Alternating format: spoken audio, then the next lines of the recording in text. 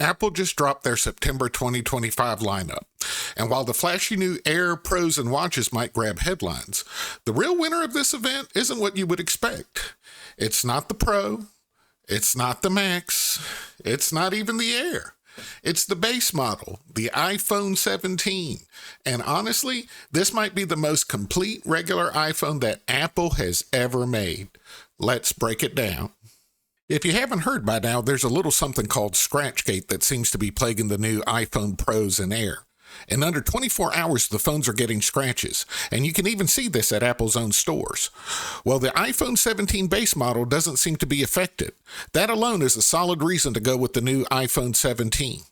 On the surface, the iPhone 17 doesn't look radically different.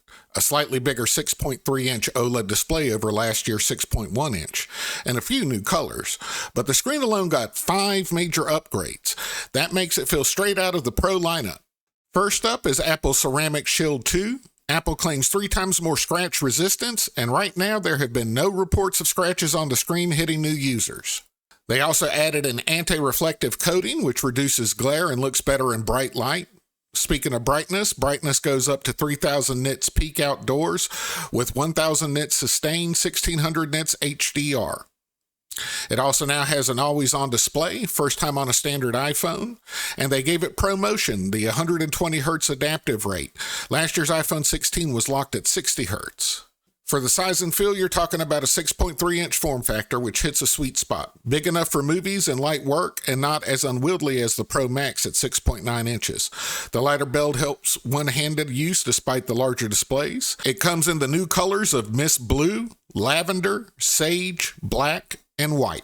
The second big change Apple did was to actually upgrade all the cameras. Both rear cameras, the wide and the ultra-wide, are now 48 megapixels. The ultra-wide jumps from 12 megapixels on the iPhone 16 to a full 48 megapixels with macro photography and the option to capture at full resolution. But the star is the redesigned 18 megapixel front camera with a square sensor in center stage. You can frame portrait wide, landscape, and landscape wide without physically rotating the phone. It can also expand when multiple people enter the frame. Video gets a boost too. Ultra stabilized selfie video, dual capture front and back simultaneously, and up to 4K Dolby Vision 30 frames per second on the front. Perfect for vlogging reactions and event coverage. In addition to upgrading the camera hardware, the overall hardware of the phone gets a major upgrade. So for performance, battery, and storage, we are talking about under the hood is the A19. It's a 6-core CPU, a 5-core GPU with accelerated ray tracing, and a 16-core neural engine. Day to day, it's seamless. Scrolling, gaming, messaging, and early thermals have been solid. For battery and charging, it's rated up to 30 hours of video playback. That's versus 22 hours on the iPhone 16. Fast charging hits 50% in approximately 20 minutes with a 40-watt adapter.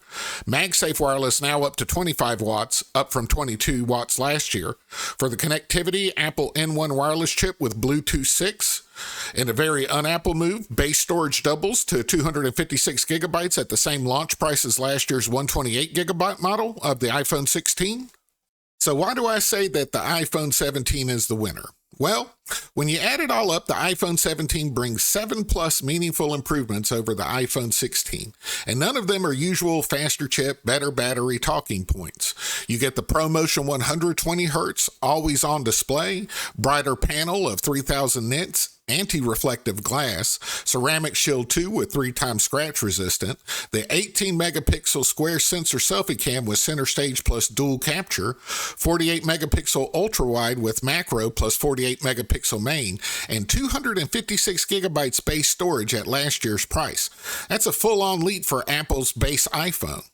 So, if you're on an iPhone 12, 13, or even a 16, this might be the upgrade year you've been waiting for. Apple just didn't give us an incremental refresh. They made the iPhone 17 the most complete base iPhone ever.